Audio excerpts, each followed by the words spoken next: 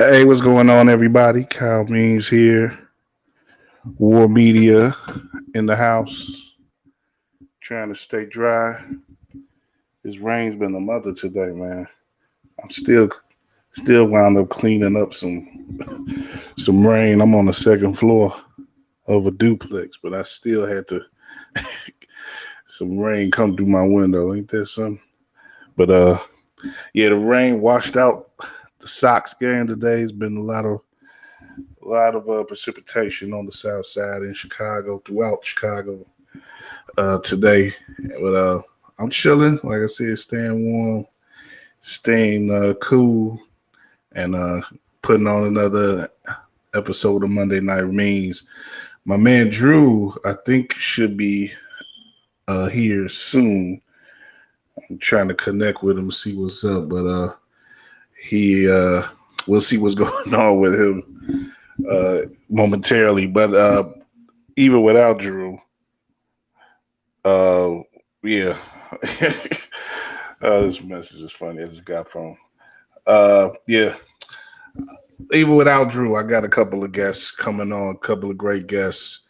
Phil Thompson from Chicago Sun-Times, and of course, one of our day one guys with War Media, Kenneth Davis, that Davis show, and the Under Center podcast, doing it big with Bears and NBC Sports Chicago, which I actually got something to say about NBC Sports Chicago as well. I said I would say that. I think I said that if you read my stuff on the War Ready Substack yesterday, I think I said I was going to do it at the top of the show. But that's what at the time I was thinking I was going to have Ken with me at the top of the show, me and Drew. But he's going to be at the end of the show, so I'll say my announcement for then. But with, like I said, with Ken on. But in the meantime, I think, again, I've just been contacted by Drew, so I'm trying to, I don't know. I'll try to see if he's going to come on, but yeah, in the meantime, like I said, we got the Sox going. Go Sox.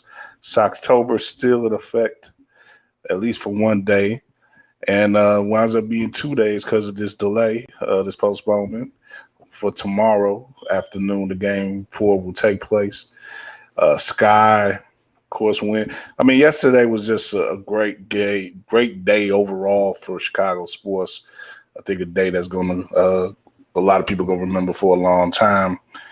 You know, given the success that happened in the day, the stakes that were involved with the Sky being in the finals game, they're winning their first finals game in franchise history. The Bears seemingly turning a corner with their offense, and Justin Fields, the first game that he's really been entrenched now as the starting quarterback, empowered, if you will, and the White Sox holding off the elimination in very dramatic fashion. It looked bad for quite a while there. They're down 5-1 at one point, and they come back with some strong offense, finally getting some extra base hits in the series. The first extra base hits in the series, Leury Garcia with the big home run to take the lead and everything, and this was really lasted all day, a kind of a celebration and an upholding of a lot of the qualities that a Chicago sports has. They could take us through a roller coaster of good and bad, and it's the reason why we stick with them, because so often they fight and they give us something to root for in the end.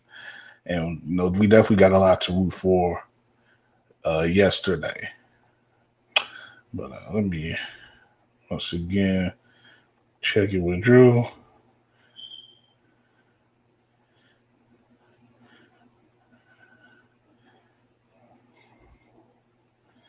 And just sent a message there.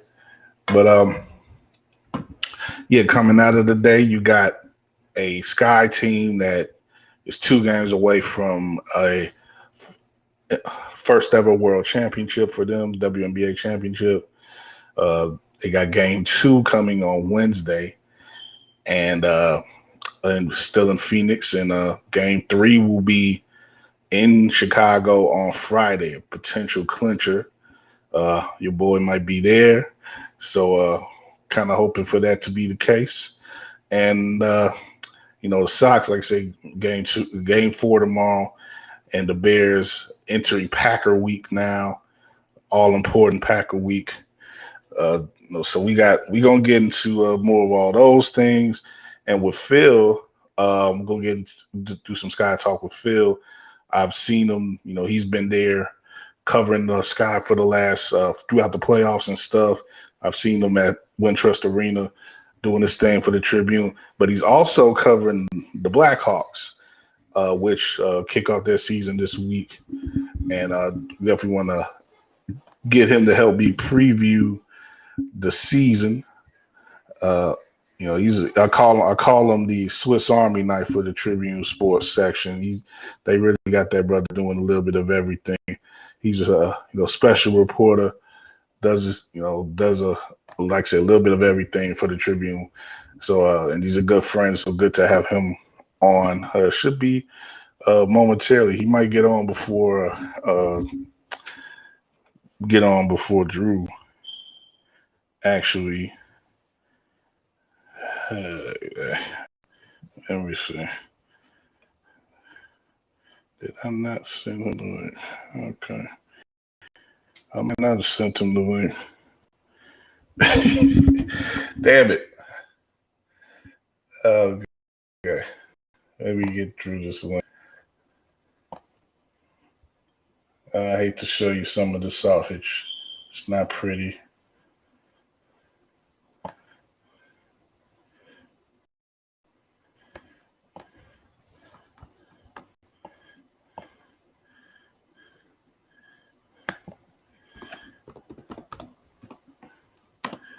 All right.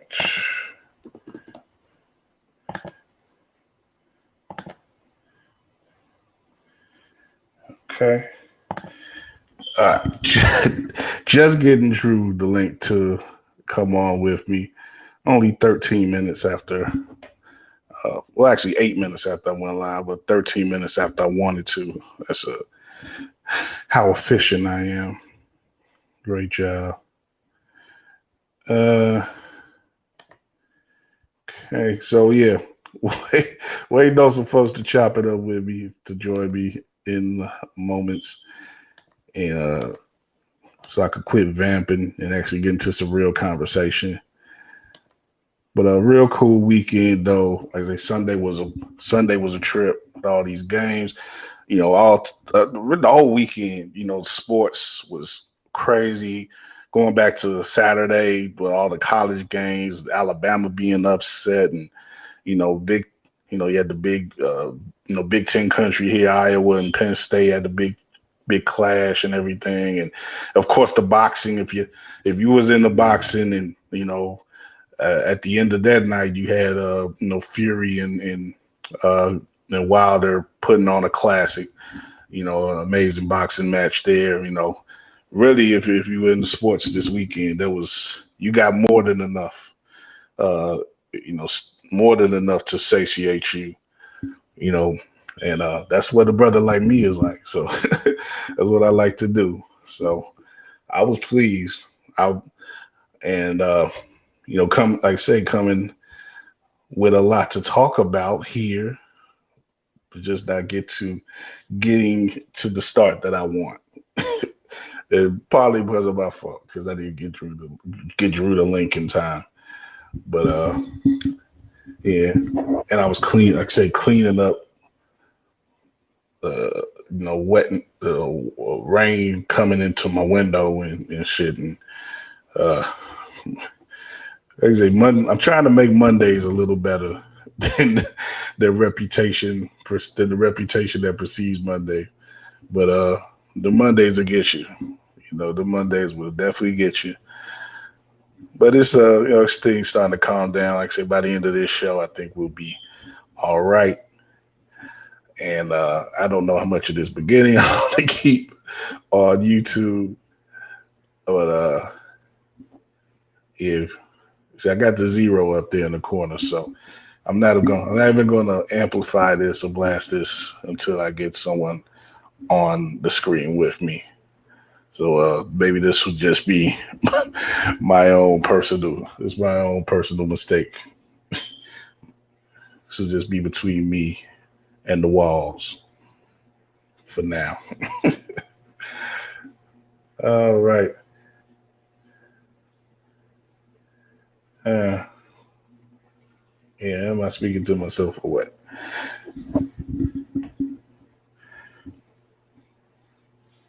Okay, now I'm waiting on Phil.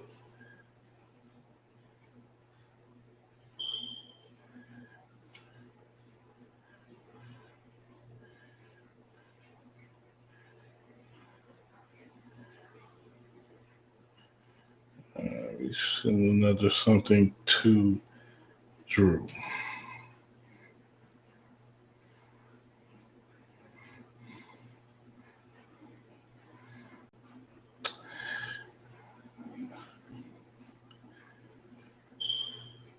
Yeah, boy.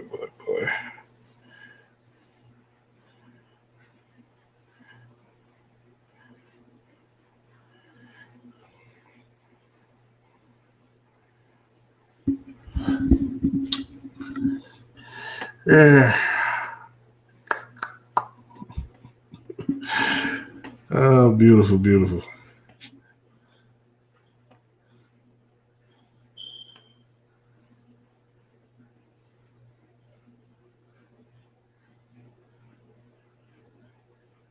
Yeah, I put up the link to my my notebook that I wrote. If you didn't get the chance to read it yet, didn't get a chance to check it out, I'll put it up here in the chat.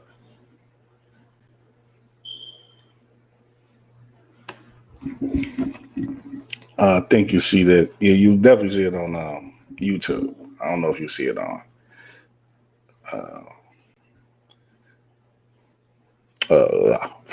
Twitter or whatever. But okay, creeping 12 into 13 minutes live now. And all right, we got somebody on with us now. Thank you. Phil Thompson joining me. Hey, how you doing? Phil, let me. Can you hear me? See, I've been so worried about getting someone. I gotta get my audio stuff right. Phil, how you doing, brother? I'm good. How are you doing, Kyle? I'm good, man. This wasn't the type of start to the show that I was looking for. My co-host isn't here, and yeah, it's a little rougher than my last couple weeks that I've been doing.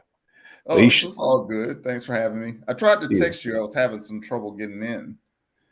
Oh, what was anything in particular? No, I clicked on the link. I guess the link was a generic link, and so like there's 2 links actually. I figured out, okay, one is a generic link to Restream, and the other is the link to your stream. I think the one I don't know, the generic one is for sharing or something, but I think so. Yeah, So you gotta. I tried copying and pasting, and that's how I got in. So it's all good.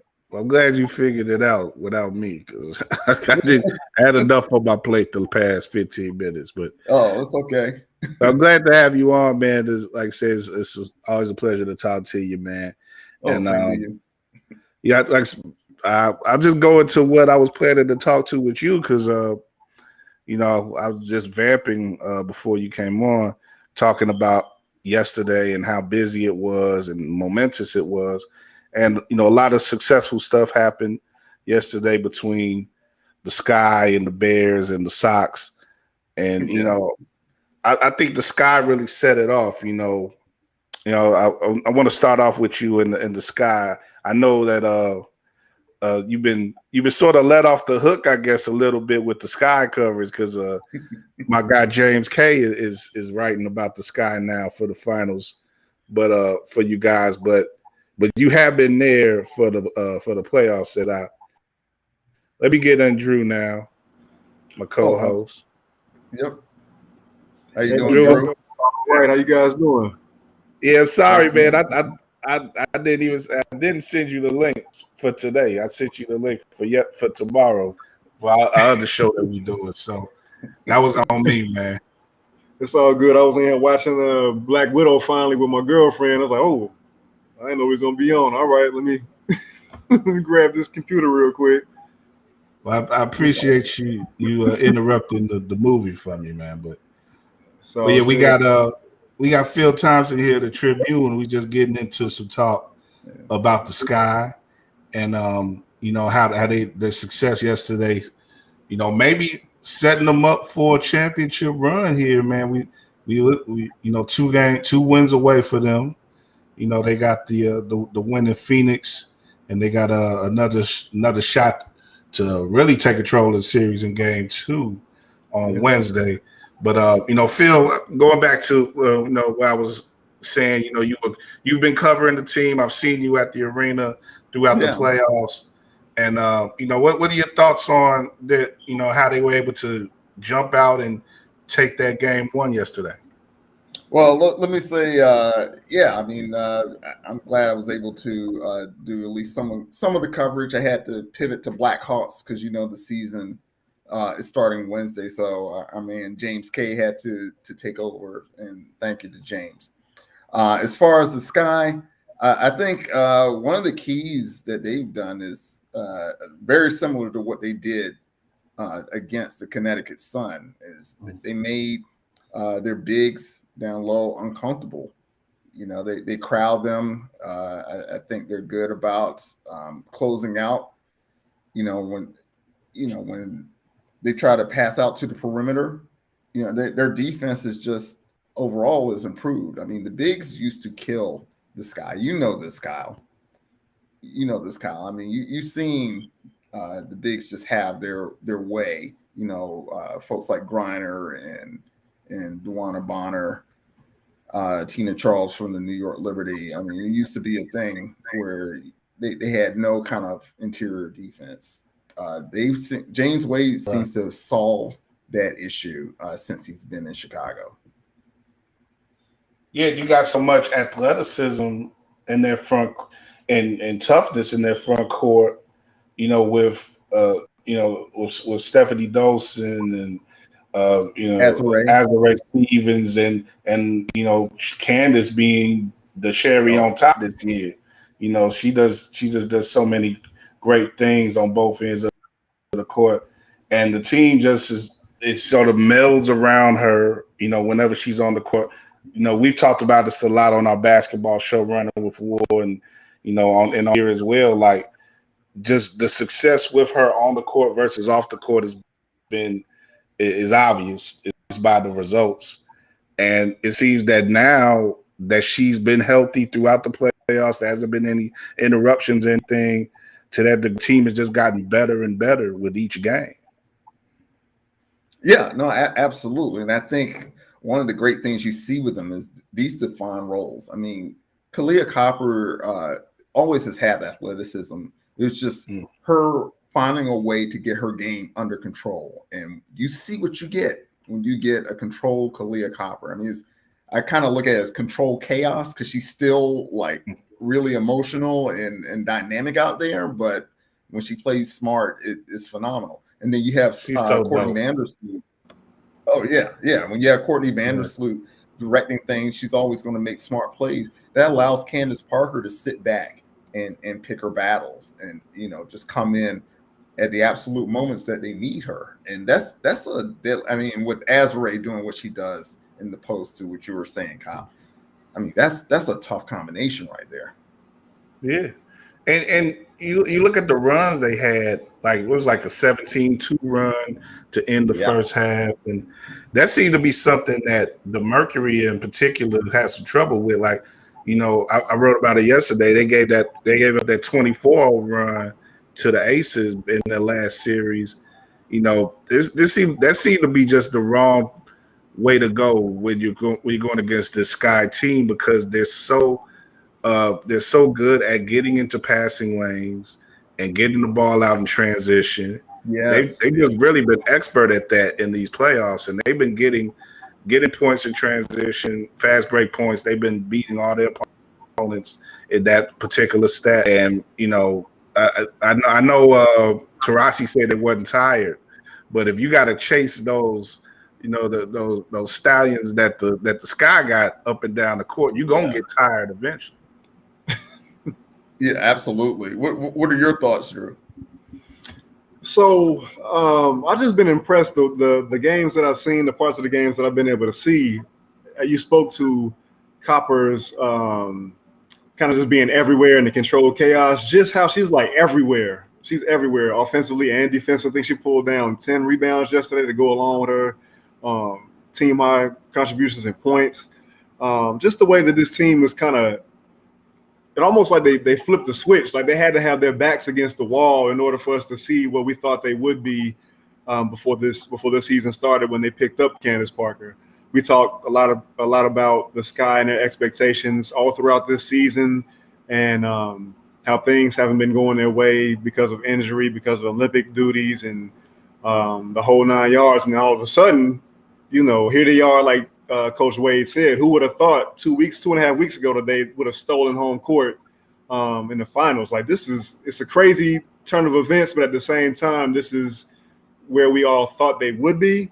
It's just a weird way for them to get here. What do you two see in terms of, Phil, you spoke to it a little bit, in terms of how Azurá Stevens and Stephanie Dolson, how their roles flip a little bit between what it was last series and then with the MVP of the league. Her name is escaping me right now. Jonquel Jones, thank you. And then having to go up against Brittany Griner, two different kind of styles of players. Because we saw Dolson come out and hit for 12 points yesterday, I believe it was. Yeah, that's a really good question. She had some nice points off the bench. Go ahead, Phil. You go ahead. No, I was going to say, look, I'll just have to admit, I was kind of surprised by Dolson's performance, but I think if you look at the bigger picture, that's just kind of how the Sky have been. You can't just pin one person and say, okay, if you shut this person down, then you have solved the Sky, because the way that Wade is able to use each person, even people from his bench, anybody's able to step up, and they know their role. They know, I can pass out to Quigley. I know that if they try to corner Vandersloot, Candace Parker can be a distributor. They just feel they're good at identifying the needs on the fly and then adjusting to them.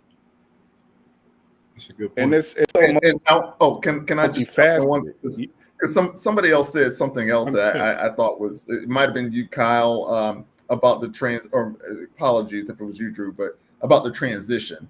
That was a very keen point, because I know the Sun coach Kurt Miller said that if you can't stop the Sky in their transition game, it's a wrap. They're just going to, and that's how they jump out to these fast leads, even though it didn't happen against the Mercury. It happened a quarter later. If you let them get in transition, especially with Copper, you're in for a long night. The quote Adrian Broner, I think I'm getting cooked. Yeah. Kyle's not impressed. No. See, I'm done multitasking. I'm with you. I'm just messing with you. I think your screen is frozen on mine. You just had the same deadpan, like, oh, don't try to be funny on my. podcast, man. I got Oh this. no, I might have been frozen, but no, I'm like I said, I'm multitasking, man. But feel free to be as funny as you can be, because I need it right now. No, But I was just gonna say quick. Yeah, I think like I say, the team is very multifaceted. I think you look at breaking down to each player. Get a player like Dolson, who you may think would be more of primarily a post player, but she's also very good at distributing, passing the ball from the high post, and that she can actually do some set jumpers sometimes too, which could help stretch defenses in the half court. And of course, I think everybody on that team can pass well. And Azaree's great at rebounding, getting into great position on the post. Copper is a great rebounder for her size. Like, like they just do mad things well. Like each of those players, and it's great how they've come together as a unit. It really is, yeah. Yeah, like we talked about, Copper. She just is everywhere, and Phil spoke to it in terms of the transition buckets. Like, I feel like she ignites all of that. And if for whatever reason teams or opposing defense are able to get back and stop that, then you've got to deal with them in a half court where Candace Parker and Courtney Vandersloot kind of take over, and you got dead-eye shooter and Quigley on the court as well. The things just are clicking at the right time for this team. Yeah, and don't underestimate the fact that several of these teammates have been together a long time, even preceding James Wade. So that they've learned their tendencies. They've been able to develop their games. Some like those have come from other systems where they know things that work and can help elevate their game. So they've had a lot of time to communicate these things to each other and develop this kind of rapport. And I think it's they just needed someone that can put it all together. Yeah. I wanted to add one other thing. I wanted to write a column about this, but just didn't have the time because of like conflicts. But I see this. I don't want to tread on the old cliche of the underdog, but in a lot of ways, I see a common theme of how like this team has been dismissed and pieces of the team have kind of been dismissed. How often Courtney Vandersloot has been overlooked for Diana Taurasi. People in WNBA circles, of course, know Vandersloot, but among the the media and the general public, it's all about Taurasi and other guards. People thought Candace Parker. Some people thought, okay, she's on the decline. James Wade talked about not being wanted and kind of dismissed as a head coach. There's this undercurrent. Well, and then look at a franchise. I wanted to go way back to Elena Deladon, who was the face of the franchise, right? She was the sky. It was the Deladonettes. And, no fault of her own. She wanted to be closer to Delaware. But bottom line is almost like a rejection that she said, I want to be somewhere else. And this was the person who defined the sky at the time. So this franchise has come back from a lot, and this common theme of like being overlooked and dismissed. I think somebody should point that out.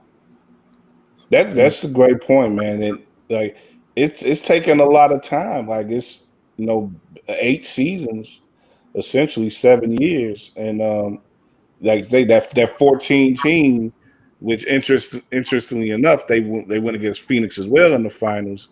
That was the Deladon dominated team, but even though she was able to bring that team to a finals here, it wasn't enough for her. Of course, she, like you say, Phil, she had her family reasons why she wanted to be closer back on the East Coast, but it just wasn't enough for her to be here in Chicago. Right.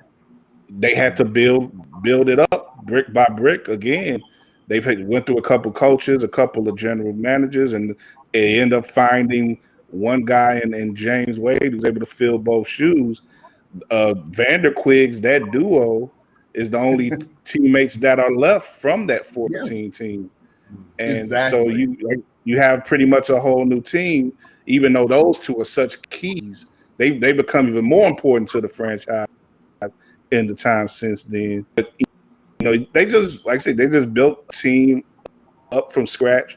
They had that great disappointment in 2019 where they thought they were going to break through that year, but you had that series ending play in the half court shot in Vegas, and there was well three court yeah. No. Okay, look, Kyle, you should know something about me. I was raised a Washington football fan, but I still say what's his name had that catch. I can't think of the Dallas Cowboy. The point I'm trying to make is Dez Bryant. Thank you, Dez Bryant. That was a catch, and that shot was not a shot. Her foot was out of bounds, clearly. Yeah, right. I'm not the type to be a homer. I want the call to be right. Yeah. And it wasn't right. Dez Bryant had a catch, and that was not a shot. Now speak on it, Drew. No, I'm with you. So to kind of piggyback off of your point though about the underdog mentality. Also, I think the fact that the Sky had to go back-to-back series or one game elimination situations, I think that played a huge part in what they're doing now. There's something to be said about the rust versus rest factor, and them being able to come out with their backs against the wall and just ready to ball Phoenix. out. Phoenix has done that too. True, that's part of Just in terms of the run that the Sky have made, kind of separating them from Phoenix. Just in general, if we're talking about just the Sky, and adding into what kind of maybe factored into them being able to flip that switch now and play some of the best basketball they have this year. You're right about the Mercury, though. Like I say, they both went through the same path. They both beat top seeds to get here, and I think it's the first time they've a 5 versus a 6 in the finals, and at least in this current playoff format that they have. So it's quite a series. Hold on, Kyle. But hold on, Kyle, because no one is shocked that the Mercury were able to do that because they had the pedigree. Okay, remember the Sky had that 7-game losing streak, and you're not going to tell me that. I don't think we should be shocked at either team. Like Drew said, the expectations were there for the Sky at the beginning of the year. They went into the season and just fumbled a bit. But they gotten back together to what we think they should have been back in May when the season started. And like I definitely get what you said with Phoenix. Phoenix, they got like three. They got a real big three in Skylar Diggins and Taurasi and Brittany Griner. They got a lot of talent. And you look at a Kia Nurse, and this is a big reason why they probably not going to win the series because they lose another good player like Kia Nurse for the series. Yeah. Okay, so that's a big part of their depth. And I think she actually played pretty well during the regular season against the Sky in particular. The Sky also didn't have Candace in 2 of their games against Phoenix in the regular season. So a lot is going for the Sky at this point in time, like I say, health wise and momentum wise and all that. But let me caution you. Let's not give this series to them just yet. Now, I want to give it to him, Phil. I want to give it to him, but you okay? Be the sober minded. You gonna be the sober. I'm gonna be the homer. You be the sober minded journalist, and why I shouldn't just give him the championship yet. Well, because did you not see what Taurasi did? I'll start and end with Taurasi. In Game 5. Yes. She snapped in Game 5. Yes, he did. Snapped off. So I mean, I don't care. I mean, I do care that she has Griner with her and Skylar Diggins as you mentioned, but I mean, this is a Hall of Famer's Hall of Famer. So don't ever. Right, I guarantee you, James is not. No, But this is something I think we gonna talk tomorrow, Drew, on running with war. But I want to go into it too much here. I'll just give a little taste. But Okay. do you think this? But Phil, do you think this is a battle? This series is a battle of the goats between Taurasi and Parker. Yes and no. Like I said, I think Parker is not as much the engine as she was with the Sparks. I think she's playing a very smart role and using that kind of veteran leadership. I think you especially saw that in Game 4. I don't think that was played up enough. I'm like, she's picking her moments, and she knows, when to be the scorer, when to be the killer, and when to be the distributor. And I think when she's playing that role, and kind of corralling this group, and giving them confidence, I think she can be extremely effective in that way. Taurasi is just a straight killer. Not to say that Parker's not, but I'm trying to make the distinction between their roles. That they go nowhere without Taurasi. To me, what are your thoughts, Kyle? I mean, I've always been a big fan of Taurasi. I love her ability to create off the dribble, her shooting ability, the killer instinct, like you say, the ability to compete and tear hearts out of opponents. So Yes. yeah, I'm with you there. I think I always draw myself more to those type of players who have that ability to, especially in the women's game, where you don't see so much of the high flying. If a player can dominate on the court, off the dribble, the player who's gonna stick with me. That's why I'm loving Kyle so much. Because her ability to just really fly across the court and fly up and down between each rim and do her thing like that. So, I think with Candace, you have more of a sort of traditional mid to post range game, and there's a certain elegance of her play that sort of belies her competitive spirit, but she could get down with the best of them. So when I see her do things like there were plays against Connecticut, seeing her up close where she was like just making moves, doing certain things in the post, making moves and finding her angle, finding her spots in the post that are just really, really great to look at. And then you could just get in the middle of a rebound situation, put a little elbow up too, and do that. Like Yes. she has that ability to be, I say, have a killer instinct as well. So I think I'm a whole Candace up, and there was one tweet that I saw on Sunday that was like, if Candace wins, then she has a better argument. If she wins this series, then her argument against Taurasi will be much stronger, because even though Taurasi will still have more titles, Candace will have maybe the more impactful titles. When you look at her being the main person in LA, and then you could look at her really building up sort of like in a Jordan-like way, creating a winning tradition here with the Chicago women's team. Because we know before Jordan, there was barely any winning tradition for the Bulls. Candace may do a similar thing with the Sky here if she gets them to run, all the way. No, and absolutely, and I think we're saying a lot of the same things. You're talking about the subtleties of her game, and I'm talking about the subtleties of her psychology, and the way that it affects the team. Because I can't remember the score of that loss against the Sun, but it let me put it this way: the old Sky would have mentally, psychologically folded. I think. They would probably argue and say, no, absolutely not.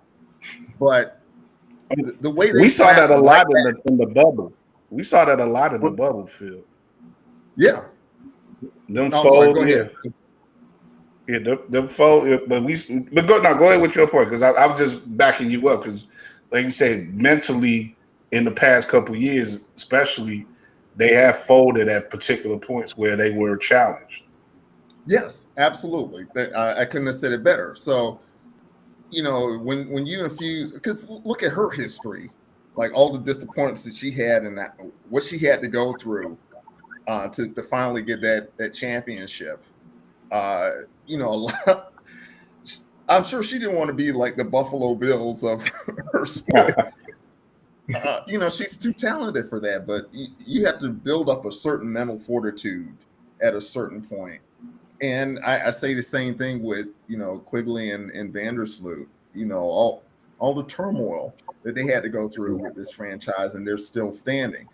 So, a little, 12-2, 14-2 run, that's not going to phase them at this point in their careers. I don't think. Yeah. So I think that's part of the DNA of this team now. Yeah, I think just to kind of go off you guys, I think it kind of just comes down to maybe Candace Parker's impact is felt a little differently beyond the stats than what you might see with Tarazi, I think. Yeah. But guys, let me bring Ken Davis on, our final guest for the day. And what's up, Ken? Mr. Dave. That Davis show, of course, original, and that Dean Davis show, of course, legend, and he's building his legend steadily with NBC Sports Chicago and the Under Center podcast. It just got on with just was on with Cap a couple hours ago, huh, on the what's that show? The Rush. Real quick. He's a go-to guy now. I have not talked to one Phil Thompson. I want to thank you, sir. Do you know what you did? I don't know if you know what you did. I'm a little scared now. Go ahead. Yeah. You, sir, broke Dean Davis up. I want you to take full credit for that. And I don't think you knew that you, sir, did that. You are the reason that DeMaz decided that it was time for him to bow out after those conversations in that story that you were doing last year. I forgot this story. That's when he started thinking, and he stepped away. So shout out to you, Phil, for destroying Cruz. Oh, wow. See, I knew I had a reason to be scared. Well, he's happy. He's happy, and that's what's most important. No. I knew you guys would always be on the big thing. So the minds is material. I agree with you. I agree. And real quick on the past topic, listen. It doesn't seem like I'm a diehard or was a diehard Sky fan. I was in love at one point in my life with the WNBA, and in particular Sky, and I started to dislike them because Sylvia Fowles wanted to leave. We know why Della Don wanted to be closer to home, but it was always the organizational things that made me like for instance, I used to watch, of course, because the WNBA draft is right after college basketball's tournament, right? So I used to watch it every year, hoping that one year, and because it's not a lottery really, you fall into how bad you were, that we would luck up. I remember getting Candice Dupree, and it's like, yo, she's good. And then seeing Candice Dupree kick our asses in the finals, all right? Like when she was with the Mercury, right? Yeah. So I remember with DeMaz this one time, this should just get you the history of it. I remember the year where Wiggins was coming out of ND, and he's like, yeah, I want her. And I said, do you know Della Don is coming out of Delaware? I said, no. You got to go get that one. But I'm so happy, and Phil, you were right. In the past, mentally, they would have crumbled. It's not even a question they would have crumbled mentally. And that's, you hate to give, and it's not just Candace Parker. It's the growth from Vandersloot and Quigley and so on and so forth. Yeah. But to see her come home, people don't do this. This is different. You don't come home, and perhaps they will win. I'm inclined to say they'll win it all. I thought that before the finals commenced. To me, I wanted that Mercury smoke from the past, right? Let's finish this off, right? Yes. But you never see a story where a player comes home and is a key factor, not just because of their KG vet, this is physically and mentally. She's brought this edge. And I don't think enough people are going to appreciate this championship winning if they get it, because it's a beautiful thing and it's a fantastic Chicago story. This is an all-time Chicago story, to say the least. Chicagoland story. No, it really is. I think it's something. And thank you. I think you just finished my column for me. You just put the cap. No, it's true, because I don't want to take over, but I mean, that was a fantastic point. Candace did not have to come back, and don't give me this thing about they persuaded her with Portillo's and deep dish pizza. She can order online whatever Chicago food that she wants to get, and she gets home enough that she can get. Not that an elite athlete is probably eating all that junk food every day anyway. No, I think she saw an opportunity, and finally, and you raised a good point about Sylvia Fowles.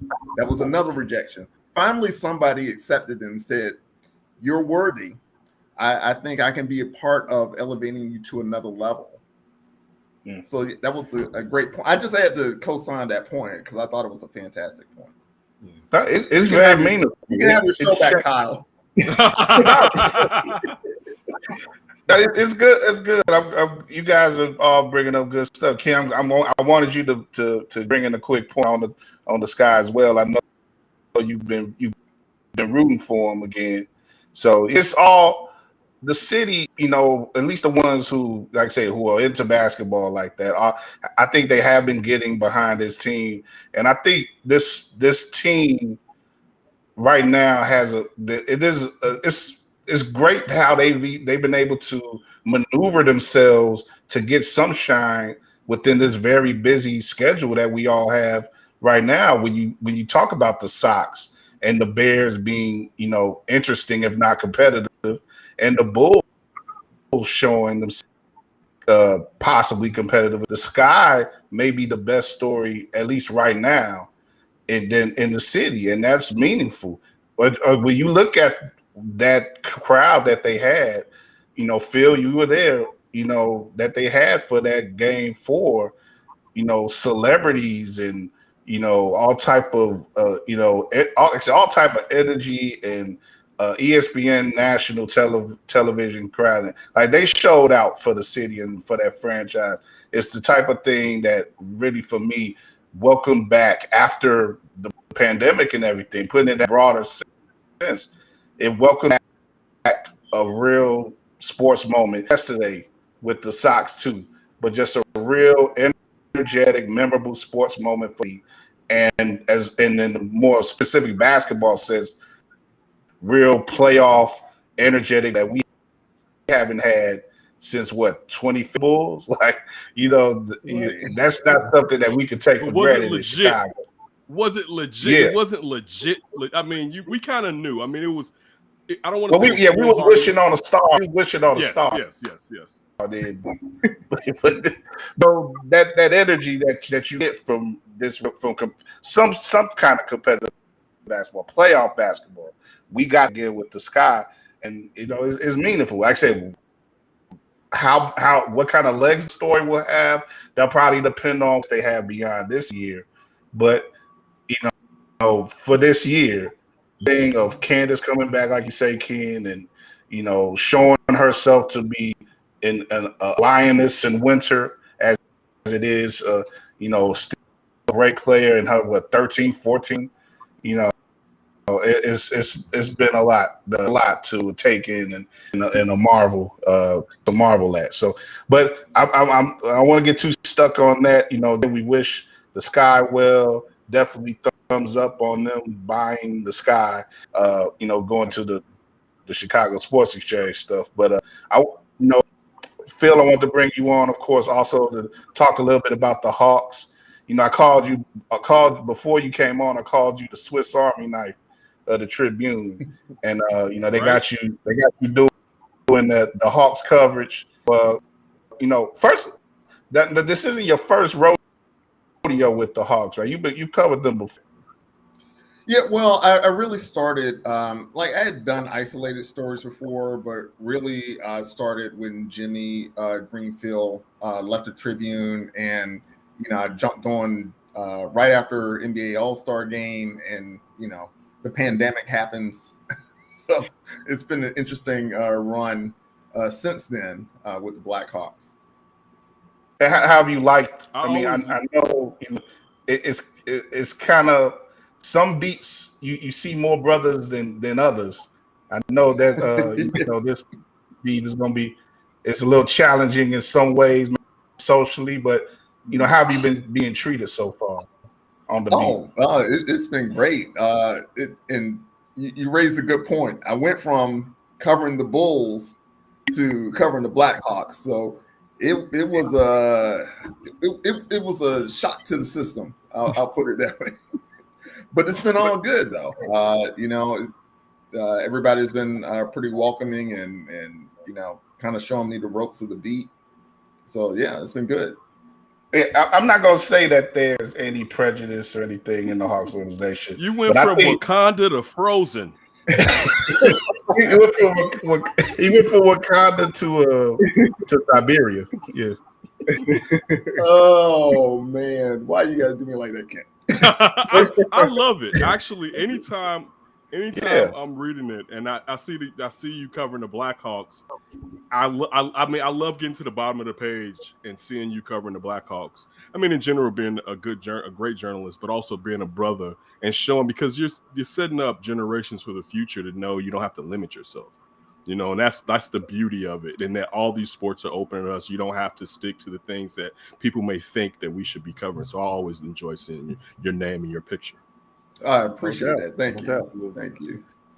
Yeah, I mean, to that point, like I say, you're definitely a great representative for as a journalist, and I think you're gonna, like Ken said, you're gonna show an example that brothers can get in the hockey and they could cover it just as well as anyone else, and really excited to see your coverage day in and day out. Going forth this season. Real quick, they've had an off season where, I guess be productive. They got some talent in. They took care of the goaltender situation, which was, a blaring issue by getting Fury in. And that was even that was with that week where he was like, I don't know, I might retire. That was like, man, that's like the Hawks couldn't take that L, man. If you back to wherever he's from instead of playing there, but he decides to join the team, and I guess starting from that, how do you size up the team coming into this? Do they stand a chance to be more competitive this year? I guess more so than last year, but to what extent? I think, and thank you for that setup. I definitely think they should be more competitive. I think I say cusp of playoffs, but I'm not ready to put them in the playoffs just yet. Because for one thing, they're in a highly competitive division. They have a lot of new pieces playing very prominent roles. There's a lot of mix-ups. So let me just kind of break it down. I mean, you hope that Fleury still has that kind of Vezina Trophy level play. And there's a whole thing, how much is the goalie? How much is it the defense in front of him? You might see some regression with him because the Hawks just have not had great defense in recent years. And then, they brought in new pieces on that front. So they have Seth Jones. The Jones boys now. The Jones boys, those are two brothers right there. So see? Yeah. Yeah, I was mad. I saw they let go of Subban, but then I was like, oh, they brought two other brothers in. So we have some representation. Subban is still in the organization, though. He's still, he's going down to Rockford. He cleared Okay. waivers. I thought I read that wrong. I thought he was let go entirely. Okay, but that's good. At Well, least he's at Rockford. no. Technically, they did let him go, but they have to clear waivers. And somebody, if they're going to take him onto their roster, onto their active roster, they could claim him. But he passed through that along with Colin Delia, so he's still within the organization, which they're happy about. They were talking about that today. So, you got Seth Jones, you got Jake McCabe. They're two defensemen that they really spent money on, especially Jones. He's going to be like making $9.5 million a year starting next year, and they're locked up with him for long term. So they really think this is the guy to turn around this defense. We will see. He's kind of had an uneven camp and uneven preseason, but it takes time to get used to a new system. He's also, part of their power play. There are other new pieces there. They got Tyler Johnson from the Tampa Bay Lightning. You're taking a big risk. He's small, Kane's small, DeBrinket's small. You're putting them all on a line together. So, you're taking Kirby Doc off that line and putting Tyler Johnson. It looks like it's worked so far, but, we'll see. Will it cost them on defense when you have three small forwards like that? There are a lot of issues. You got a whole new kind of power play. The penalty kill is struggle. You got a lot of these pieces that you're juggling. You're trying to see, is it going to come together quickly, or are they going to struggle with it a bit? I'm sorry. Go ahead. You go ahead, Dan. No, go ahead. Let me ask you this. Thanks, Drew. Let me ask you this. What about the about face that Bowman did when we thought this was going to be a slow roll through youth? And then it's like, yo, I'm going to go get Fleury and I'm going to go get Seth Jones. And now you've hastened this and skipped some steps that you probably needed, let alone the cap ramifications that are going to go along with this. But what are your thoughts on the fact that they set out and said the plan was to grow the youth to perhaps capture the end of Kane and Taves? And we haven't even talked about Taves and his injuries not even being there last year. And now you've just hastened this and threw these guys in. And as you said, they're not going to be in the front at the front of the crowd. There's a chance they may be in the back of the crowd, and you may stay at the back of the crowd because now you're older instead of growing younger and perhaps hitting on some of those young kids that you would have gotten in the future. Right. Well, I will say two things to that. Yes, you raise a valid point. By going this route, you will delay the development of some of these young players that showed a lot of promise. On the other hand, okay, well, let me back up even further. First, Bowman wouldn't admit, like before the pandemic, that this was a rebuild. He said, no, we're just adding pieces. And then later on around the bubble, he admits, like I asked him back in that February, oh, yeah, this is a rebuild. So now we got a rebuild. So now, like to your point, they bring in these big pieces. Oh, we haven't, some people say we scrapped the rebuild. Other people, Bowman says, oh no, we just accelerated rebuild. So now it's a whole thing of semantics that, is this a wholesale scuttling of the rebuild, or are they just kind of jump starting it? Their answer to that is that we always said that we'll see if pieces fit, and if they don't, we'll move to another piece, or we'll find a veteran. And so what Bowman's contention is that he saw opportunities to kind of accelerate things that he didn't think would become available. He's mostly talking about Seth Jones. Fine, I'll give him that. But the Fleury move, that one is questionable. And you have to ask, like, what was the reason for making that move? If you got to think that you're going to be competitive if you're going to take that away from Lankinen, because Lankinen was not a bad goalie. He was showing promise. That was his rookie year. Yeah. So I hope that answered your question. You answered it. Okay. Going off of that, Phil, though, do you think that this was the better move to make, given Jonathan Taves and Patrick Kane's age and not knowing, how much more?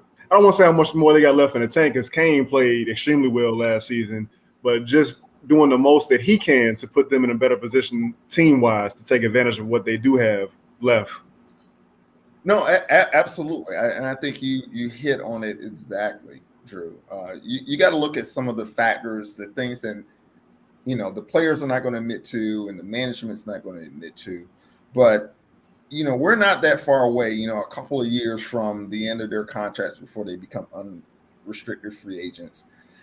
Taves is dealing with these health issues, and I'm not trying to put any kind of thoughts in this head. I don't have any kind of source on this, but if somebody is dealing with these health issues, he's got to assess, is it worth it to him to come back to this team? Does he want to try to request a trade? Does he want to consider retirement?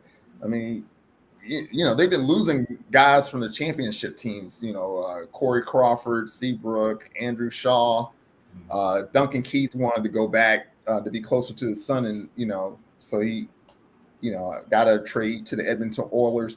So you have to look at these things, and the same thing with Patrick Kane. He has this mysterious injury that he doesn't want to disclose what it is, but he's dealing with physical issues, but still playing at a high level. So is this part of a thing to kind of because remember, there was a time, especially with Taves, that they weren't too happy about the direction of the Blackhawks pre-pandemic, and Jonathan Taves was pretty vocal about that. And I think what really set them off is when they traded Robin Leonard.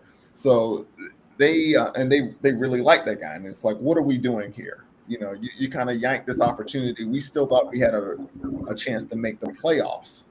So don't dismiss it. I mean, I think we got to go back to that time and look at it and say, they want to say in this direction. And I think both Kane and Taves have been happy with the moves, and they've said so this summer. I mean, this preseason. Okay. Yeah, I was gonna ask, like, what do you think? Before we move on, what do you think we can expect on a pure playing level from Taves this year? Well, I mean, he's looked good so far. They will not commit to a load management plan. Taves won't hint at like taking days off. But all Colliton will say is that we're going to be smart with him. I think maybe he'll take off some back-to-backs. Maybe they give because they got a lot of young forwards they want to try. Maybe they give guys some extra run. But so far he looks like he's held up. I think day to day, whatever issues with lethargy, feeling drained and out of sorts. And he says sometimes he doesn't even feel like Jonathan Taves. I think he's managing that on a day-to-day basis. I think for him to miss time, there would have to be like some critical moment. Otherwise, it's going to be a day off here or there, cutting back on minutes, playing the game situation. Like if he doesn't need to be out there in this game situation, don't have him out there. But all through camp, I think he's had, I know he's had at least one maintenance day, maybe two, but so have other guys. I haven't seen anything in camp that indicates that he's dragging. Okay. Yeah. Well, and game is when this week? It's not tomorrow. Wednesday. No, it's Wednesday okay. at the Colorado Avalanche. Okay. Colorado was pretty good last year, one day. Yeah, and they're of course just like the Lightning. This is like the worst possible scenario in terms of competition. Like, I mean, they were supposed to be really good, so like a cup contender level. So are the Hawks on TV a lot this year, or they got to do ESPN and Turner? Are they going to be on TV a lot? Yeah, I believe so. You're telling me something? I'm asking because I don't know. I know the Hawks are definitely a team that sort of rises the tide of NHL interest when they're good, but they're not so good right. Sort of feeling that out there. I don't know. Yeah, no, they'll be on TV. But I know they're going through a change in the booth because Pat Foley is winding down. Right. He's going to have people coming in to help them out. And they're they're trying to schedule kind of tributes to various guys, like I mentioned, like Seabrook, Andrew Shaw. They had these legacy nights, and I'm sure there'll be something for Troy Murray. I don't know if you know what he's going through. He's got the health issues that are particularly bad. So, there are a lot of storylines with the Blackhawks, on and off the ice this year. But I will say again, this. Go ahead. No, I will say this. I think it'll be like Bowman hasn't put a timeline on what parameters on what he expects for Colliton, but I think it's like one of those things like with Nagy. It's like we've given you pieces now. What are you going to do with these? So I think there's going to be a higher level of scrutiny, even though they won't say it or commit to like, well, you got to make the playoffs either this year or next year, or that's right. I mean, that's just not been my experience. How they're not pretty open like that. So, what's this about his third season now? Fourth, right? Yeah, he started in November 20. He took over in, I believe, November 6, 2018 from Quenville. Yeah, so you got to feel some heat at some point. So, yes, yeah. We'll see.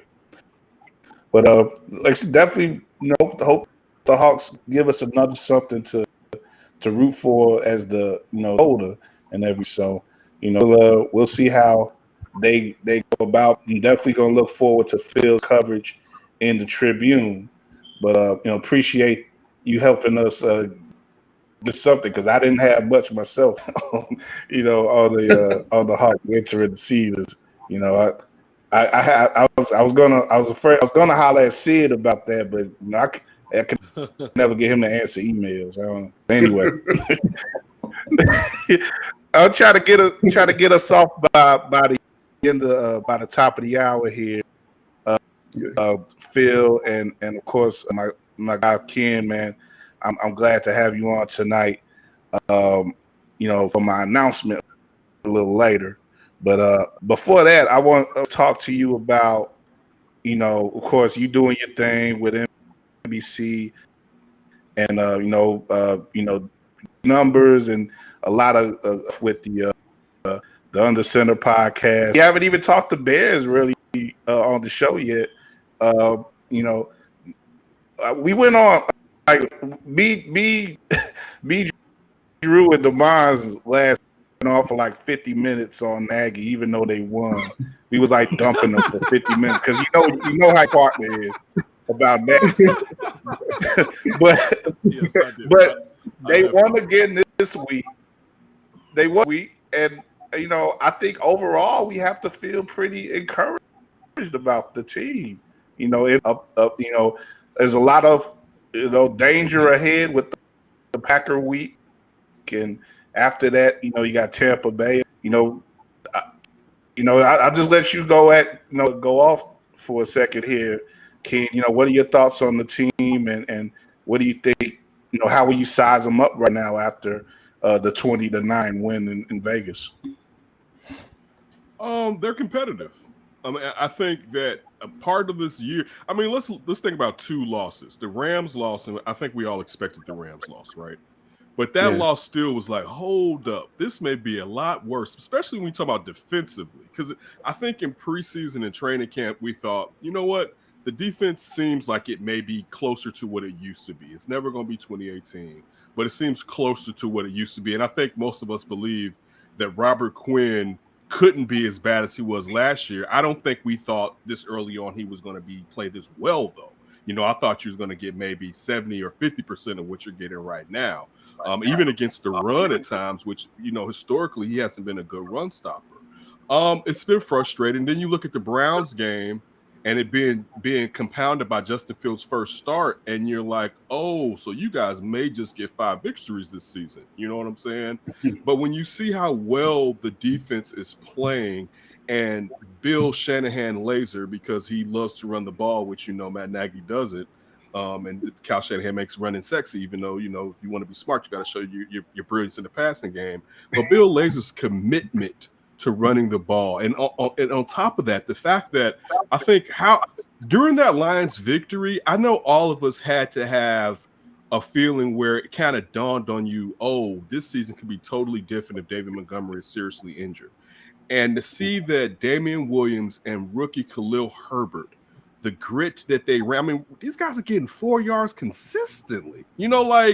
This is throwback football for the most part. Like, we're going to put this in our running backs' hands and we're going to use our quarterback somewhat, but we're not going to go into some pass-happy offense. To see that they totally changed, that Matt Nagy finally relented and owned up to the fact that he's not going to troll us and punish us anymore by play calling. It's been a breath of fresh air. This season went from, first of all, let's think about all the waiting for Justin Fields to start, when he's going to start. Matt Nagy and Adam Hogue said on the podcast last week, when Matt Nagy said that Andy's the starter right after the victory, that it doesn't really matter until Andy's healthy, and then we'll know who the real starter is. And then 2 days later, or it may have been the next day, when he came out, first he said Andy was healthy, and I know everybody in the press room jaws dropped because you thought the next thing, of course, was going to be he's the starter. But then to go with Justin Fields, and the fact that the season is really about preparing Justin Fields, and now you have the proper play caller, hopefully. I think so, but let's not act like Bill Lazor was a world beater with the Bengals. But still, he's definitely capable of doing his job. It feels better. I feel like they have a chance. I don't think they'll beat the Packers, just because I don't think right now they can put up enough points. I mean, even though you look at the Bengals health, they're 24. I mean, if you can keep the Pack to around 24, you got a chance. But still, the Bears aren't scoring that many points, because you're basically saying that the Bears need to try to get close to 27 points. You're seeing more and more of the offense start to open up for Justin Fields, I feel like, as they feed him a little bit more. You actually saw a tight end receive. Jesper Horsted actually got a touchdown. Tight ends have been blocking, but haven't been in the play call. I like it. I like what they're doing right now, because they're not world beaters, particularly on offense, but they're playing to their strengths, and it's common sense. And they just haven't been using common sense for the longest. It's really been disrespectful, to be honest to you, especially just because one person wanted to have his hands on something because, he didn't want to have idle hands. But it's a positive. I definitely think they can beat the Pack. I think Tampa is going to a little bit down there, Tampa. But I think they could beat this. I think they could beat the Steelers. I was surprised that the Steelers actually won this week. I don't know what's going to happen as far as the entirety of the record, and if they make the playoffs. I'll say this is my last part. Making the playoffs this year, backing in, won't be as bad to me. And I'm saying this as I'm thinking about it.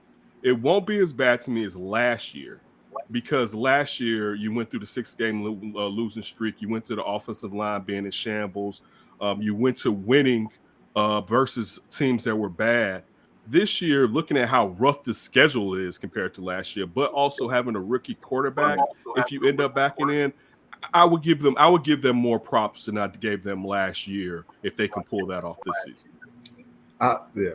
The goalposts are moving towards Nagy, where he could say, look, if I could get this team to 7, 8, 9 wins with a rookie quarterback starting 13, 14 games, that's gonna look good for him.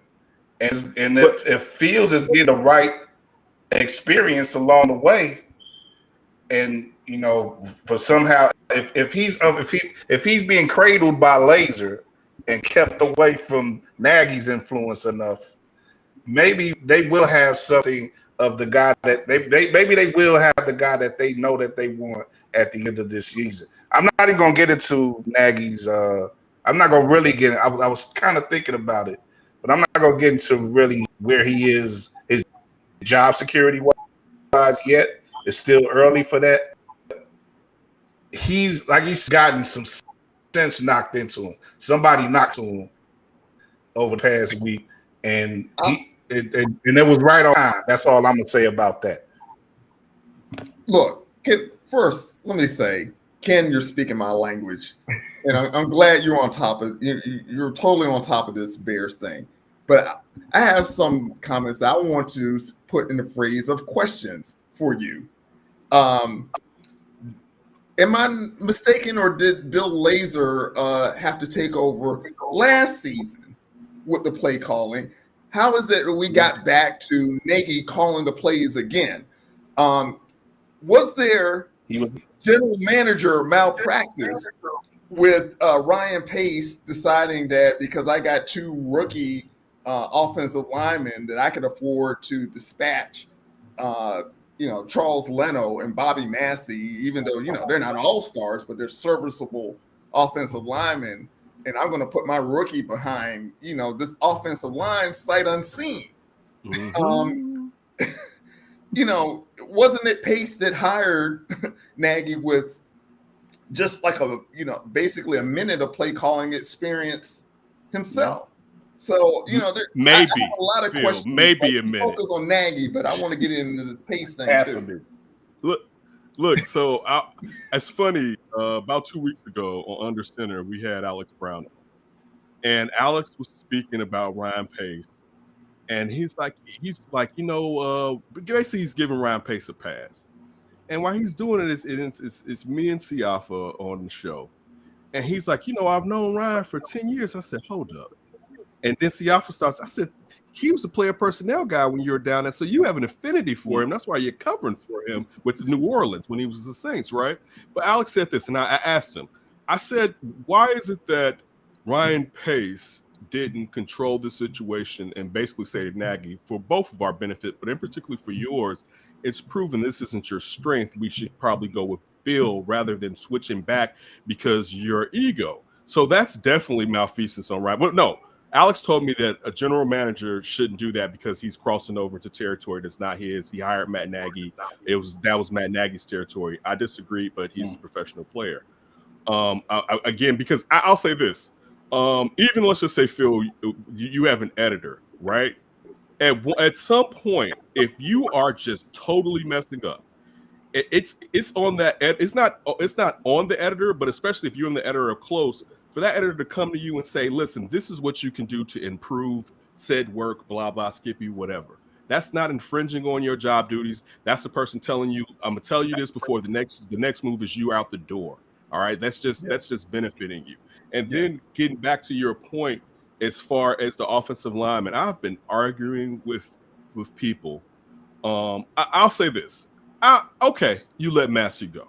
That's it. I know people did not like Charles Leno Jr.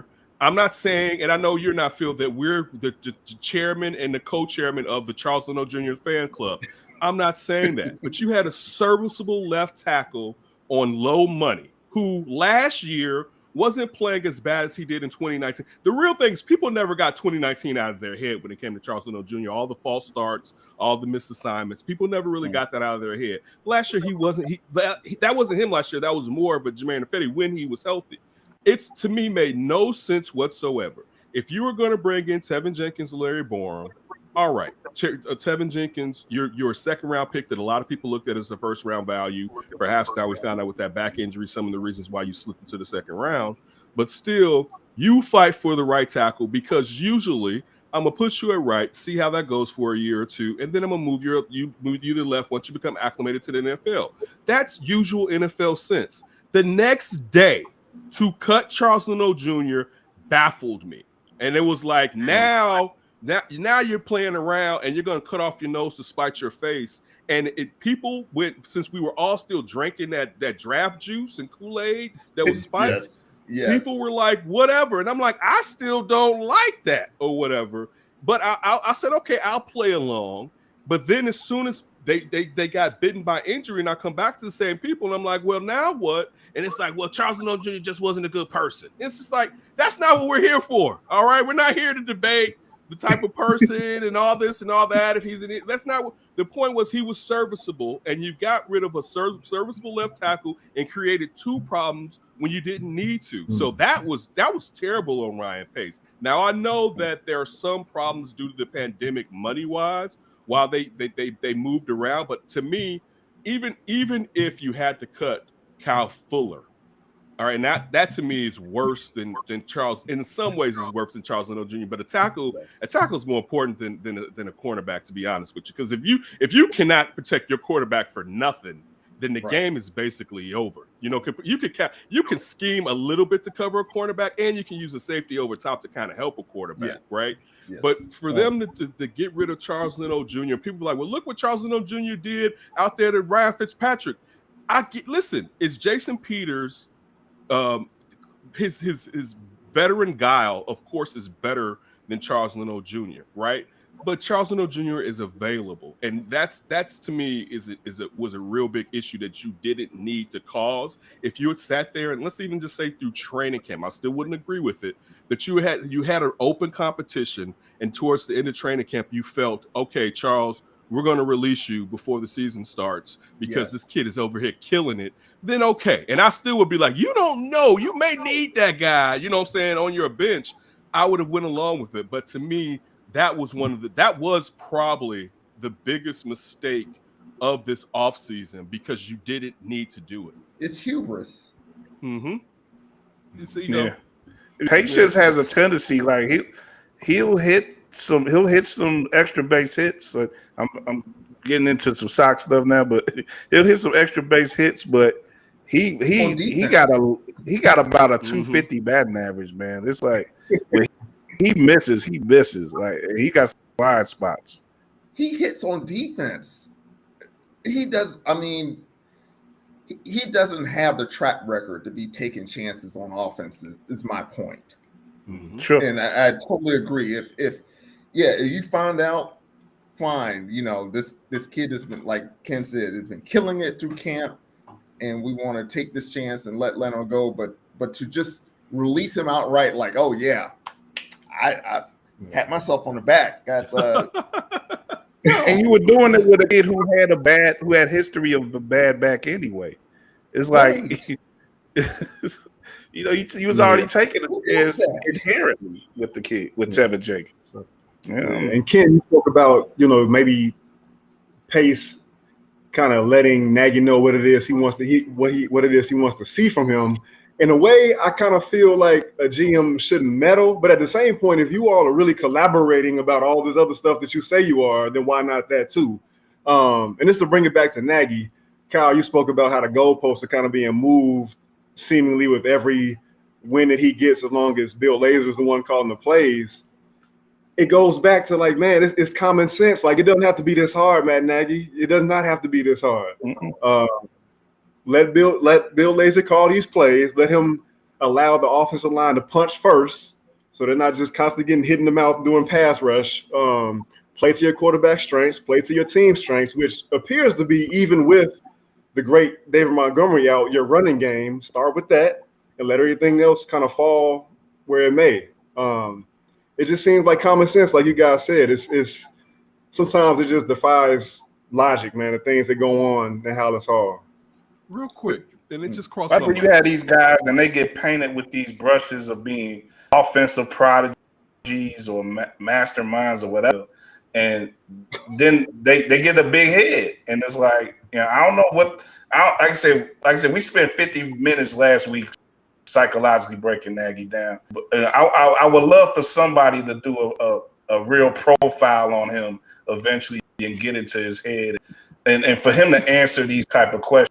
Because like we said repeatedly, the move from back in 2020 when it happened at that point late in the season was go ahead with Lazor as the offensive play caller, as the coordinator, as a true empowerator, and to go back to like everything was hunky dory, was going to be dory. Like, he learned something this year that he didn't last year. Didn't make sense, and I think that it's just something that is psychologically off about. Apparently learned his lesson.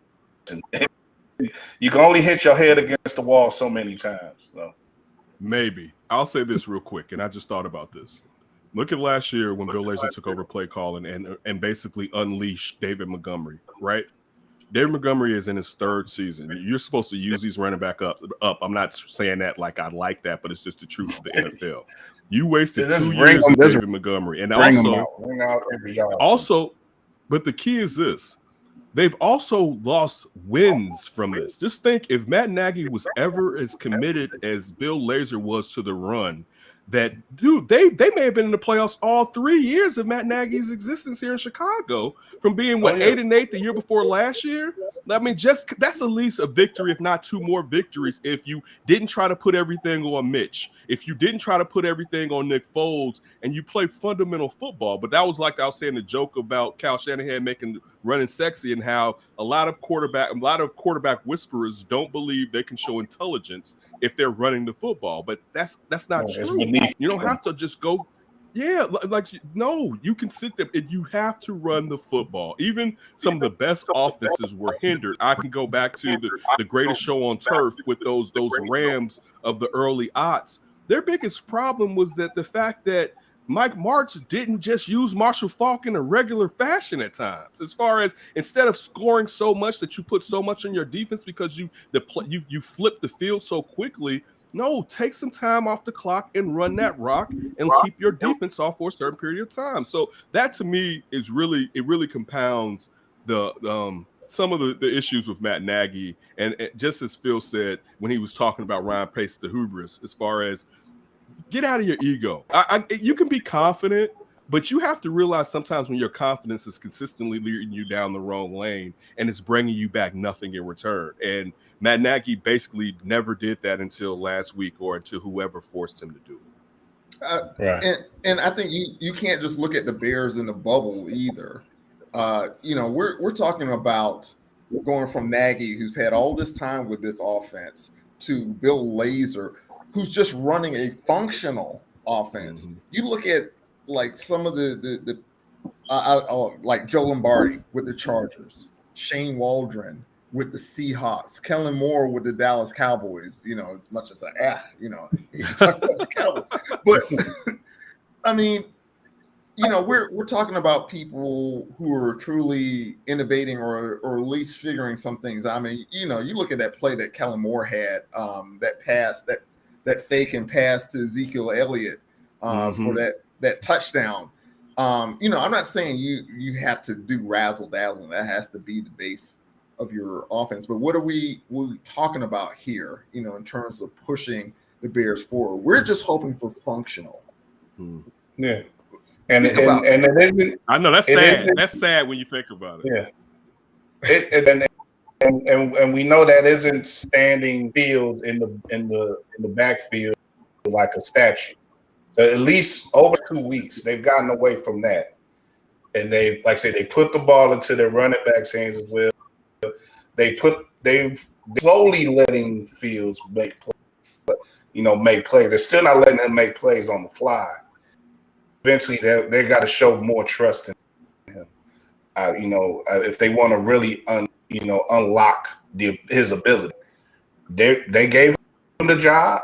The job is his. I'm encouraged by that. So that alone, I'm encouraged by the running game. I'm encouraged by the defense. So I'm buying the Bears for now, but Green Bay has a chance to ruin all our moves. No matter when we play them during the season. But we'll see how it goes this week. But we've been on quite a bit. I'm running along with all these shows, man. Drew already interrupted Black Widow for me, man. So I know you want to get back to that. So but right quick before we haven't even talked what if yet. We haven't even talked what if yet. I'm joking. Please continue. we should. That's for another show, kid. That's for another show. I know. But what I'm pro what if though. With pro. But right quick though, with the you guys think that of course they stave off elimination. I was thinking though that it would have been best for them to this game today right away. You know, do you think that might impact that impact the team or impact the series that they had to hold this game on tomorrow? I'm gonna jump in real quick because if Rodon is a game 4 starter, right?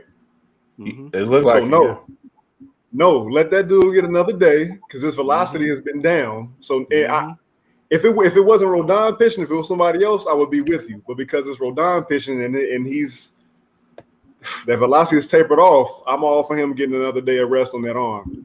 Plus, that bullpen gets another day of rest. I don't know if they would run Kopech back out with him throwing over 50 pitches, but it's still like with all hands on deck, at least he has a day of rest. All of them have a day of rest compared to if they had to come back the next day. So I think it was fortunate. I get what you're saying momentum-wise, but you know, baseball momentum is as good as the next day starter. So sure, as long as the bullpen is stout. I'll say, kid, momentum seems to be as good as the next inning in this series right now. Right. Like, I mean, listen, if they can hit like they did Sunday, then we may have a chance to send this back to Houston. But I mean, you have McCullers going. Dusty wanting to chop the head off and not wait. I admire that, but I may have waited to let McCullers do it at home in Game 5 because his splits aren't that nice. Look, I'm happy they got one because if you talked to me 2 days ago, my attitude was in a foul mood when it came to the White Sox because just, you know how it is, man. Baseball can really take a lot out of you because the amount of time commitment you have to put into it. And your affection and affinity for your team, it can kind of hurt in a certain way when it comes to baseball, man. So I was really upset watching what took place Thursday and Friday. I was going to turn to Walking Dead yesterday, to be honest with you. The old lady was like, "Don't do it." When they fell behind 5-1, everybody was gone. Everybody, when they was down 5-1, everybody on Twitter, everybody was gone. It was like, it's done. But they had that comeback. Lori hit that 3-run home. Like, it's on, man. Yeah. So yeah. But Phil, you think the stick guy going again tomorrow? I think so, and I agree with the points made here. I think they just need this can be a psychological help. Give them an extra day to mentally regroup and kind of assess what worked for them that allowed them to come back, and to endure that early setback when they were down. So yeah, I'm a big person on sports psychology because this game is played by humans, and it's easy for guys to get in slumps, to be down on themselves. I think that's kind of encapsulated in Giolito himself. You look at the start of his career and how he returned. So I think these are all human stories, and they win or lose on human successes or failures. I didn't mean to get all deep on you. That's a great point. That's why I say that's why you need the stick guy. You need a little chick in there too, Yeah. You need that hoodoo. Yeah, there you go. But yeah, tomorrow, I guess like I say, I guess about 1 o'clock, they're gonna get it going, and we'll see how it goes. We'll see if that crowd Sunday was amazing too. Like having that at night really helped, I think, with the energy of that crowd and stuff. I don't know if it's going to be matched the same on a Tuesday afternoon, but let's see what happens, bro. I just know John Cusack better not show up. Oh man, don't John, man. That's that bar stool mess, man. These fools act like they act like straight. We call them meatballs on D and Davis. That's meatballing over there, man. I'll say this real quick, and it was just an observation, and I know it's because of season ticket holders. I never saw guaranteed rate that white before in my life. It's like, goodness gracious, where are we in the upper bowl? Black and white. There goes one. There's another one. I mean, especially for a fan base that's multiracial. It stood out to me. And again, like I know people that were there, But it was just like looking in the bandstand. And again, I know it's, season ticket holders you get to first access to it or whatever. But and again, it doesn't matter because we know, historically about the Sox or whatever. But it was just watching it. It just stuck out to me. I just wanted to make all of them. Them were all the Orland Park and Lockport and Downers Grove. They all came out. They made sure they were there tonight. They might have been there. They wouldn't have come to a Sunday night game in July, but they were going to be there. Oh boy, game 3. Here we go. I'm just saying, man. Wait a minute. You can send your email and tweets to Kyle Means, and you know how they could get at me. But anyway, I'm gonna get ready to wrap this up, huh? I'm saying that we want to know, bro. What's going on? Yeah, it's my time. I'm running up the show, but I want to say my announcement. Man, I want to be more. I'm just trying to be more worried. I was going to be more wordy about this, but again, we've run. I'm just going to say what's up. I got a new job, and I'm gonna be working on the desk for NBC Chicago. I'm joining the crew with Ken. I'm part of the NBC Universal family. Shout out to Tony Gill on the assist. Oh, man. It's been a long time coming. Tony could put in a little work. Yeah, huh? Definitely. Listen, your persistence, especially. I mean, we know from how diligent you have to be when you may not be getting any dollars for the amount of work and time that you have to put in. To go along with your craft. I'm very proud of you. I'm happy for you. It's well deserved. And this is just another step. There'll be more steps. I'm happy that you stay on the grind because a lot of people would just let go and just say that I'm not going to keep going after my profession. And you deserve everything you get. And I'm proud of you, bro. Absolutely. It means a lot from you in particular. Yeah. All three of you brothers in some way have helped with support, with just a lot of support and love and stuff throughout the year. Appreciate all you guys.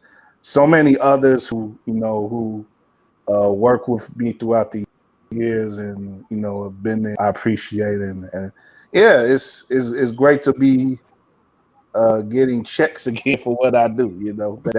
That's what appreciate that. But yeah, I'm gonna stay grinding, man. WARR media is always gonna be a part of my heart. We put Ken knows we put a lot of blood, sweat, and tears into thing, and it's always gonna live on in some manner, I think, for a long time. But the work that we've done in a lot of ways was done in order for us to thrive in other ways. And we talk about the minds at the beginning of the show. I would love for the minds to still be doing the show with Ken, but just everything because he's my family, but because just because he's a man and I know how much he sacrificed too. I'm so glad that he got what he got out of what we've done, and that he feels at peace with that. And Ken, being able to have the platform that he has now, I know it's just the beginning for him, and I'm so proud of him. Proud of you, man. I think Drew one day gonna be writing for the Tribune or the Athletic or somebody, man, because he deserves. Don't worry, we'll get you an NBC soon, Drew. Just hold on, stay right. We keep the back door open, Drew. I'll get you in there. But man, that's what it's all about for me, man. Getting more people like us in the door and allowing us to do the things that we love and do it for our families and the people that support us and buy into our dreams, man. So, I'm just glad that I'm able to make some people proud again. And, I'm going to keep on trying to do that, You make us proud without doing that, bro. Don't say that. So, yeah. I was proud seeing you with Regal at the Bears game, and I mean, Yeah. that's all you on you. I mean, I'm gonna be proud of anybody striving to do what they want to do in a positive fashion, and that's all you have been. So we were always proud of you. Don't ever feel like if this door closes that we're not proud of you. Don't ever feel like that, bro. No, Thank you, absolutely. bro. And Thank look, I just want to say, I've been in this market for a while now, and I see people that are inserted in the roles, and I see people that just have a commitment to sports in this town, especially when the mainstream either doesn't give them a chance or just kind of dismisses them. Access isn't what it should be. They're just learning that they need to give diverse people access to these sports teams. So I've seen people like you Ken and Demons and Maya Kai and Kyle Means and Terrence Tomlin and Gene, just that commitment grinding all the time, whether, they have doors shut in their face. And people, at least there are some people that notice the work and commitment you have to bringing a different voice to the sports landscape of Chicago. And it's appreciated. Yeah. So many times that's all you can. It seems to be all you can. You want. It's all that you want and all that you can hope for. Because the grind.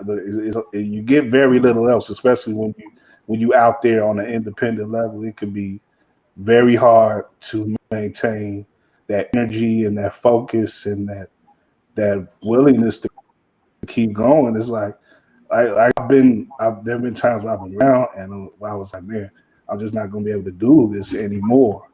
And hey, it's things change though. And I say that to anybody. If you have something that really drives you and that you pretty much living for, don't give up. Don't give up, man. Keep going. Keep Let doing. the waterworks go, Kyle. No, don't get Let it flow, emotional Kyle. now. Wait a minute.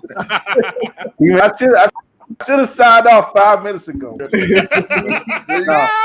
You deserve it, bro. just keep doing it. Say don't give up, man. If you got that in your heart, keep going with it, and you'll get to where you need to be.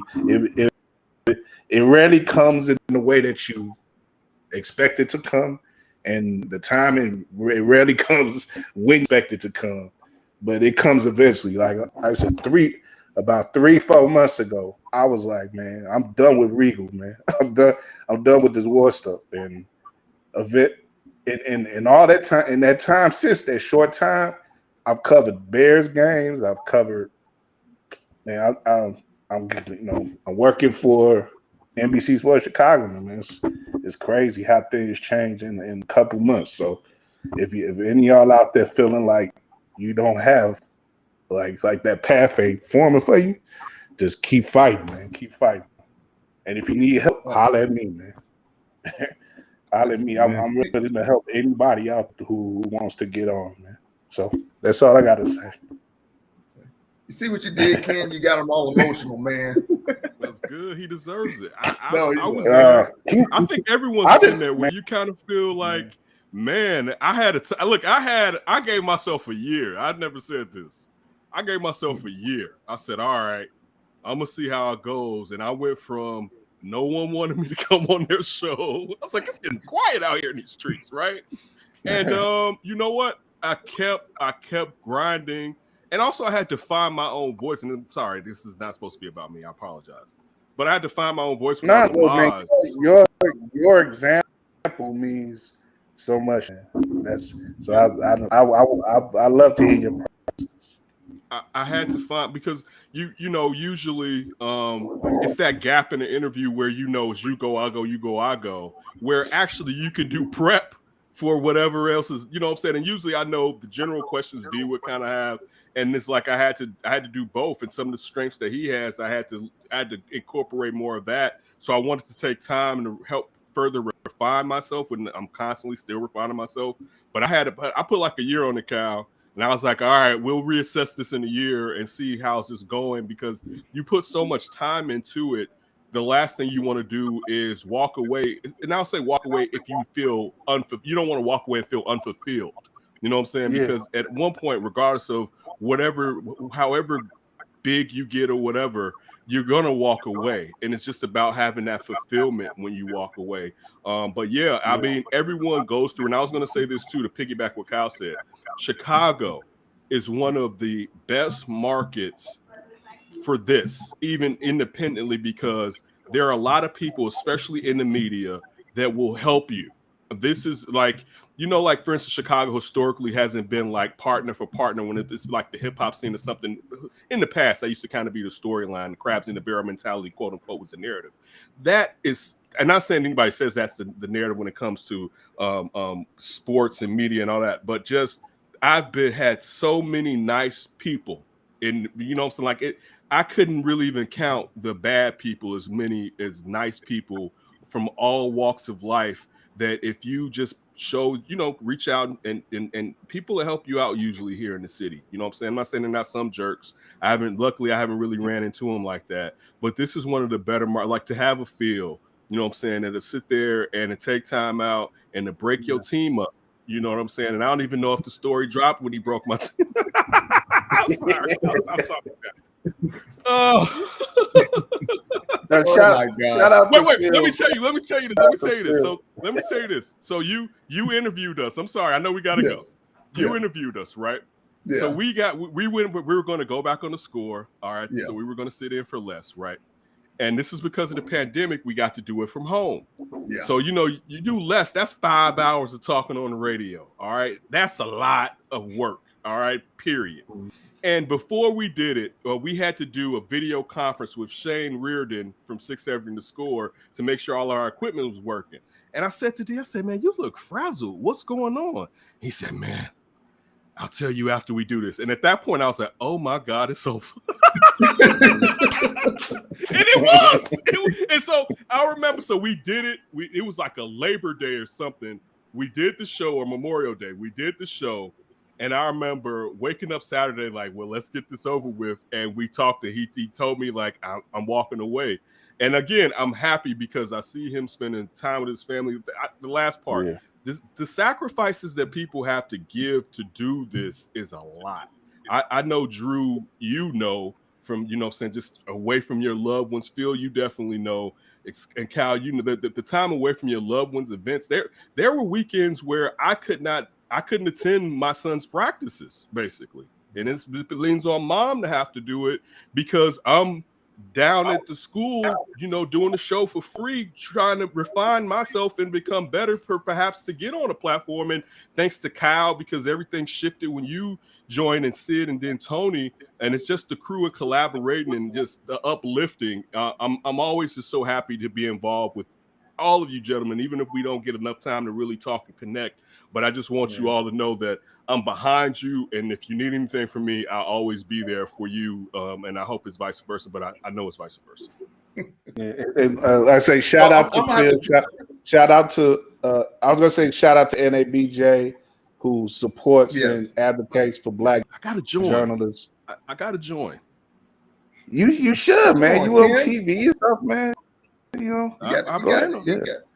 I can make that happen. We'll get you in the fold. You didn't come. I've heard you ask other people to join. You never came to me and asked me to join, Phil. I didn't know I was in ABJ material. Yeah. Oh my God. Ken wants to be recruited. Yeah, he wants to. I have to woo you Ken. Spend some game I owe him. What do you drink, Ken? I guess I owe you a beer or something. Whiskey. I drink whiskey. Whiskey? Okay. Yeah. All right. So yeah, we'll meet up someday. Okay, but I appreciate it. I'm being facetious. No. I know. Let me like I said, wrap this up, man. Again, thank you and much appreciation to everybody who has supported WARR Media. We are RegalRadio.com. Regal Radio from 2013 from D and Davis show from 2012. On is really been an important part of my life, and is brung forth so many things that I create, from friendship, brotherhood, to like I say, collaborations, and and it's finally getting me some money now. So It just took 8 years to get me some money. So I you know, that's what's up. Too. You don't have to do the 1st and 15th, Kyle. You don't have to wait for the 1st and 15th. It's every other week. Right. But yeah. So thanks to everybody who's going to watch this show or listen to this podcast, and you know, just keep riding with us. We far from done, and you know, just here's to more success in the future for all of us, man. And you know, like I said, we'll just keep it going, and I'll be back next week. Like I said, I'm not sure what my schedule is going to be in the near future, but I'm gonna keep trying to do this show and a couple other shows at least. And like I said, we just gonna keep on pushing, and you know, keep doing it. So, Phil, appreciate you, brother. Let people know where they can follow you and follow your work. Oh, thank you. Best Twitter handle at @Phil _ Thompson. Yeah, I know. Not the best one. Chicago. Also, hey, that's keep it simple, man. Yeah, well, yeah, I tried to get a better one, but hey, that's what it is. _Phil _ Thompson. And you know, ChicagoTribune.com sports. Definitely. Ken, of course, you know, let them know if they don't already. Follow me at That's Davis on social media, all social media platforms. Make sure you check out That Davis Show on the Center on NBC. We don't really do the flip as much, but we'll see about that in the future. But yeah, you know, if you want some Bears chatter, make sure you check out Under Center. It comes out Mondays, Wednesdays, and on Fridays. Siafa from NBC joins us on Fridays. Adam Hogue will be on tomorrow's show, which will be released on Wednesday. But yeah, for Bears Talk, you know where to find it. Yeah. And Drew? Hey, man, as always, look what Drew did. Instagram, IG, or Instagram and Twitter, I'm sorry. Drew got a great piece. A lot of people have read it already on Zach LaVine, and you know, what more can he going into this season with the Bulls? Definitely gonna have a lot more Bulls coverage coming up with us on Running with WARR and on this show, and you know, on our Substack WARR Ready. Definitely get great writing from you know, from Drew, and I'll try to chip in some stuff as well, and Josh Hicks as well. So, and of course, you know, Ken's producer Ryan Bukoveski writes Bears previews for us and stuff on WARR Ready. Check him out too. Not enough people give Ryan his due as a Bears writer, but you know, holler at his stuff as well. So, yeah, that's it for now, guys. Thanks for staying on at a compact 2-hour show. But yeah, it's really, like I said, great to have this moment with you guys, and like I said, much appreciation, and we'll see y'all next week. Peace. Congratulations, Kyle. Congratulations.